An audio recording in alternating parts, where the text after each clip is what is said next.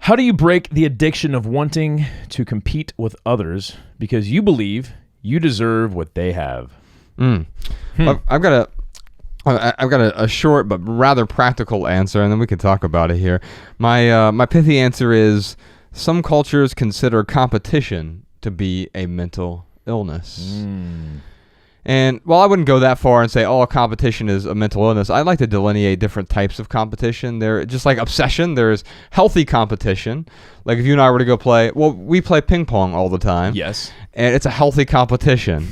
And there's nothing like hateful. There's nothing that's addictive about it. Like we're both aggressively average at ping pong, and we think we're way better than we actually are. Oh yeah. And you're probably slightly better than me, but sometimes I will beat you.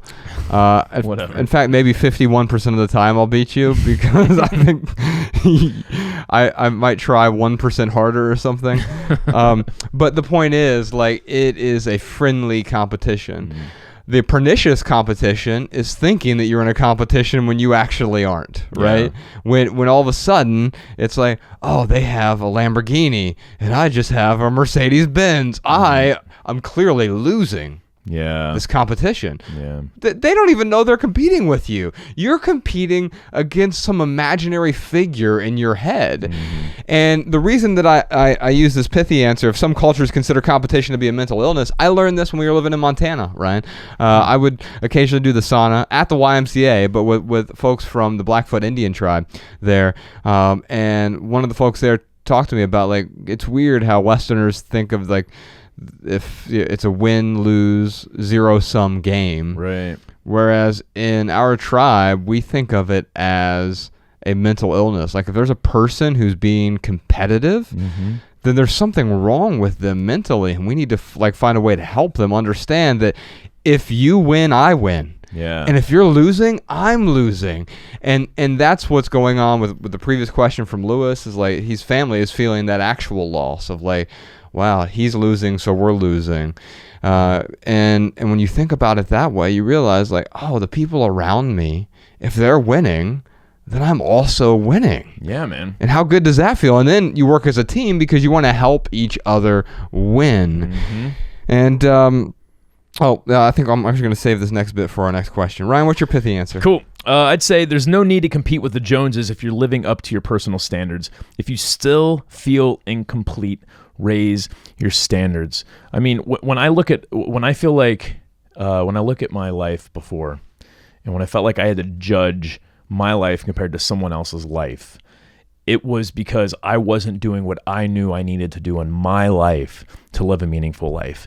Now, Wild Thoughts and Crazy Dreams sounds to me like they're not worried about competing as much as they're worried about status. And that is always going to be an issue. If you're worried about your status compared to someone else's status, that is a losing game.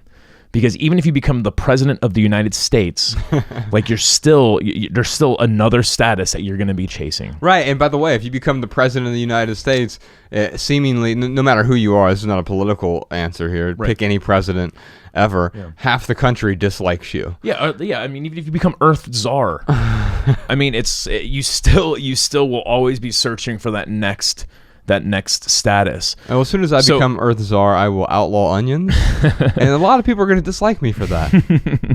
As soon as you Wild Thoughts and Crazy Dreams, as soon as you start to live up to your own standards, and you start to feel more complete, you will honestly by default stop looking for that status. I mean, this isn't like a magic bullet answer, meaning that you're never going to want the Porsche or the Lamborghini. However, when your life feels complete, when you start to feel more complete, and you do that by living up to your values and beliefs, by living up to your standards, you are looking less externally for things to make you happy.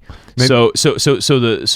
In order to get over the addiction of status, you have to live up to your own standards. That is how to me, like, that is how I stopped looking at my status compared to other people's. I think an additional pithy answer there is worry more about impressing yourself than others. Yeah, absolutely.